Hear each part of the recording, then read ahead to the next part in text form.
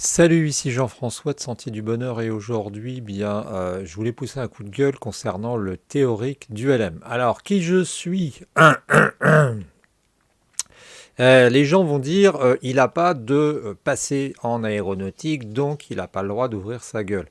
Et en fait, je trouve ça anormal parce qu'on peut fort bien venir d'autres disciplines. J'ai fait de la plongée, j'ai fait beaucoup de bricolage, j'ai enseigné pendant 40 ans, pour ainsi dire, 37 ans. Et en fait, j'ai quand même une idée sur ce à quoi peut servir un examen. Donc j'ai fait beaucoup de modélisme aussi, j'ai fait du reportage photo, j'ai vendu des reportages écrits et je me trouve pour mon paramoteur que je suis en train d'apprendre à un âge canonique à être obligé de passer le théorique de ULM. Et je m'aperçois que ce théorique du ULM, c'est de la connerie.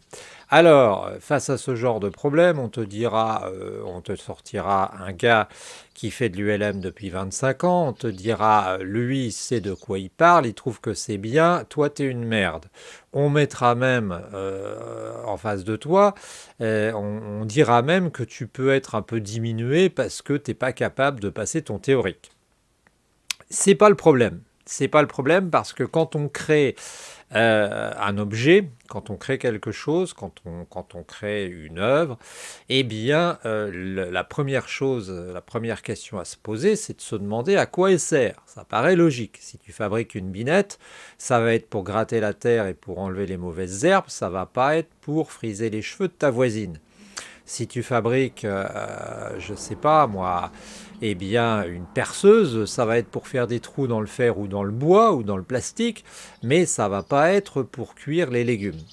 Et en fait, cet examen, la première critique que j'ai à faire contre cet examen théorique du LM, c'est que ça recouvre plusieurs catégories.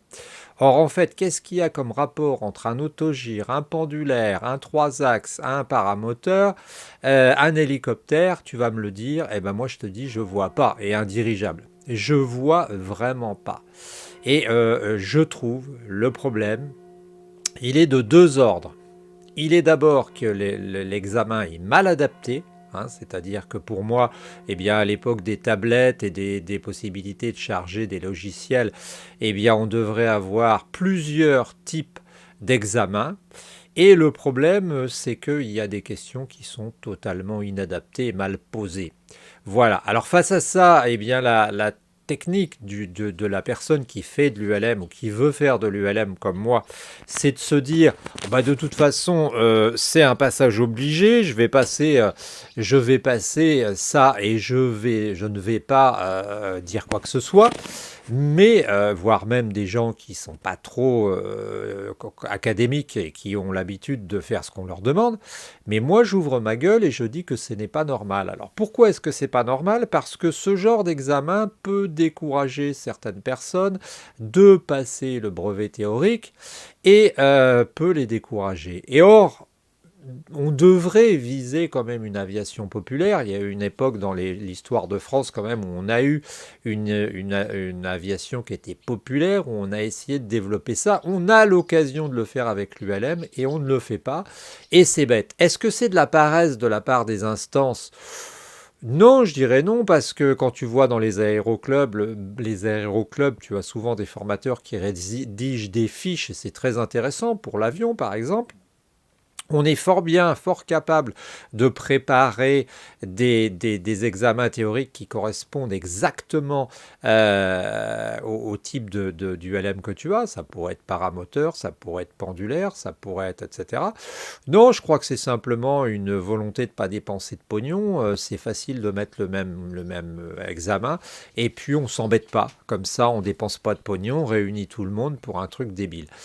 Voilà, c'était mon avis. Je râle parce que je ne suis pas content et je pense que c'est le genre de mesure qui peut empêcher certaines personnes qui ne seraient pas trop académiques de passer un examen que j'appelle un peu débile et qui ne sert pas à grand-chose. N'hésite pas à réagir, hein, ça m'intéresse. On se retrouve très bientôt. C'était Jean-François pour Sentier du Bonheur dans cette chaîne qui n'est pas que destinée aux paramoteurs.